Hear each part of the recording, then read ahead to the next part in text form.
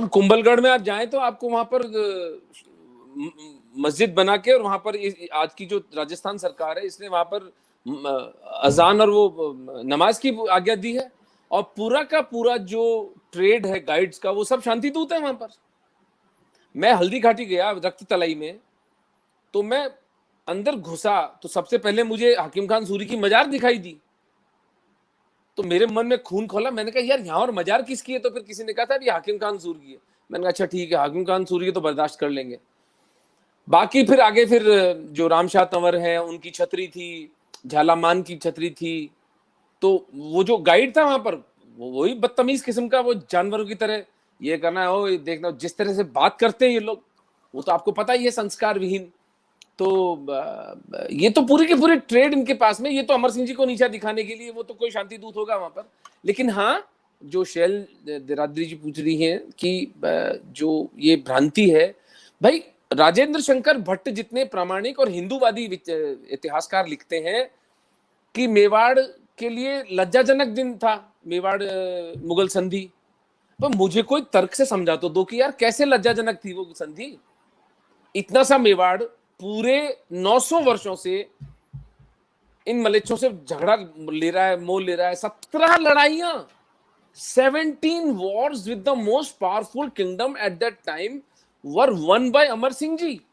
तो भाई उसकी कोई कॉस्ट तो होगी ना।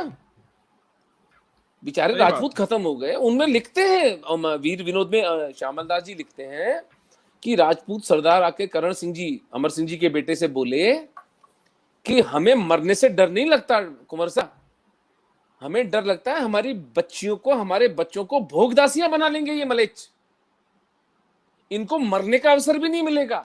या तो यूं करो कि इन सबको मार दो और फिर अपन साका कर लेते हैं। तब करण सिंह जी पिघल जाते हैं कि हाँ यार ये बात तो सही है कि हमें कुछ सालों के लिए संधि कर लेनी चाहिए। और वो संधि दीर्घकाल में जाकर कितनी शुभकारी सिद्ध होती है मेवाड़ के लिए कि राज सिंह जी इतने पावरफुल किंग बन के उभरते हैं कि वे राठौड़ों के साथ अलायंस करते हैं और कंक्लूसिवली औरंगजेब को पराजित करते हैं। और बड़ी बात है कि ये जो वामपंथी इतिहासकार हैं, अमर सिंह जी पर जो ऐसे फैला है, कम से कम यही तो तुम लिखते। ये भी तो ठीक से नहीं लिखा है इन्होंने। यानी वो जानते थे कि अमर सिंह की ज्यादा चर्चा करेंगे तो इतिहास लोग ढूंढ लेंगे। हाँ यार ये बात पॉइंट आप सही कही आपने। इस संधि का भी जिक्र नहीं किया है, संधि का 2 लाइन भी जिक्र नहीं है ना, कुछ जिक्र नहीं है। मैं सारी जब आपके साथ डिस्कशन था तो मैं दिन भर बैठ के 4 हमारे लाइव शो भी थे और सारी इतिहास भी पढ़ गया। मैं देखो यार देख रहा था, मैं बोल रहा था आप कुछ देख रहे थे, मैं समझ गया था। मैंने कहा कुछ रिसर्च कर रहे हो आप। तो मैंने कहा यार ये पॉइंट आपका बिल्कुल सही है कि मतलब ये मेवाड़ मुगल संधि जितने बड़े एक घटना को चबा गए। अगर वो सही में मेवाड़ की और अमर सिंह जिन्होंने इतनी बार हराया, वो जब पराजित हो रहे हैं, वो सर झुका रहे हैं, तो ये तो इरफान हबीबों के लिए खुशी की बात थी। तो गायब क्यों हो गए? इसीलिए गायब हुआ क्योंकि वो संधि इतनी सम्मानजनक थी मेवाड़ के लिए। सम्मानजनक। बहुत अच्छा पॉइंट है, दूसरा बहुत अच्छा पॉइंट, मैं लिखूंगा इसको पुस्तक में, बहुत बढ़िया। अलीगढ़ मुस्लिम विश्वविद्यालय में पूरा एक प्रकोष्ठ बनाया गया, इरफान हबीबों को दिया गया कि मेडाइवल हिस्ट्री लिखिए और मुगल को स्थापित कीजिए। तो जो मुगल को स्थापित कर रहा है वो इस संधि की चर्चा नहीं कर रहा, क्योंकि उस संधि की चर्चा होते ही पता चलेगा 17 युद्ध हार चुका है जहांगीर, इसलिए वो नहीं लिखा गया। और वो संधि की शर्तें जो थी वो टोटली मेवाड़ के फेवरेबल थी, मेवाड़ के फेवर में है, वो तो लिखा है उन्होंने। चित्तौड़ आ गया पूरा, कोई मेवाड़ की बच्ची की शादी नहीं करेगा, साफ अमर सिंह जी करण सिंह का आदेश था। तीसरा, कभी भी मेवाड़ का महाराणा जाकर सर नहीं झुकाएगा। और चौथा, जो मेवाड़ का राजकुमार होता है उसकी कैटेगरी सामंतों से नीचे होती है।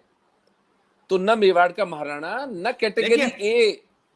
जहांगीर अपनी बायोग्राफी में लिखता है कि उस यशस्वी व्यक्ति के साथ, उस यशस्वी व्यक्ति यानी राणा अमर सिंह के साथ, उस यशस्वी व्यक्ति के साथ उसकी इच्छा के अनुकूल ही व्यवहार करना, वो जो चाहे वही व्यवहार करना। बताइए मुझे आप। और ये तो जहांगीर लिख रहा है, जहांगीर लिख रहा है। और ये इरफान हबीब जब पद्मावत फिल्म आई तो बोला कि मैं जायसी को नहीं मानता क्योंकि वो 200 साल बाद लिखा गया। तो मैंने उसको ट्वीट पे जवाब दिया, मैं तुझे मान लूं जो मुगल के 600 साल बाद पैदा हो रहा है।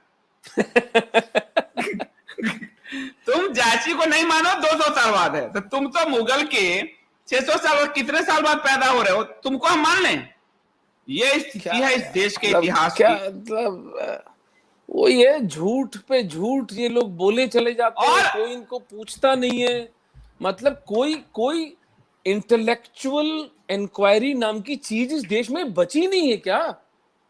एक कमीशन बैठना चाहिए इन लोगों के ऊपर और इनको सजाएं होनी चाहिए। और ये बात अरुण शौरी ने लिखी है, ये बात लिखी है अरुण शौरी ने कि ये लोग पैसे 40 लाख का फंड, 8 लाख का फंड, ऐसे करके इतिहास लिखे गए। इनकी जांच होनी चाहिए कि इन्होंने क्या इतिहास लिखे हैं। और देश का ये दुर्भाग्य है कि ओरिजिनल इतिहास पे बात नहीं होता। जब पैगंबर मोहम्मद की मृत्यु के बाद 4 खलीफाओं ने स्पेन तक को रौंद दिया, तो बप्पा रावल और नागभट्ट जो है पूरी सेना के साथ उसको वहीं रोक दिया था। उनकी कहीं जिक्र नहीं होती क्योंकि खलीफा हार रहे थे, खिलाफत हार रहा था, ये बड़ी बात थी, उसकी कहीं जिक्र नहीं होती। और अरे हरे 500 साल तक रहे अरबों का रामगोपाल मिश्रा लिखते हैं, बड़ी अच्छी सुंदर लाइनें शेयर करने लायक है आपके साथ। अरबों का एक हिस्टोरियन है बिलधौरी लिखता है,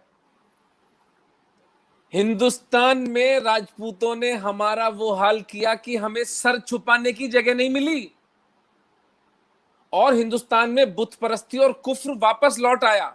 उसने लिखा कि सारे मंदिर मूर्ति फिर से पूजा होने लगे। तो मैं जब वो कहता हूं कि राज सत्ता के साथ ही धर्म बढ़ता है तो लोगों को भरोसा नहीं होता है। देखिए कि जब बप्पा रावल ने जीत हासिल की तो पुनः मूर्तियां मंदिर हो गई और मुसलमान सर पीट रहे थे।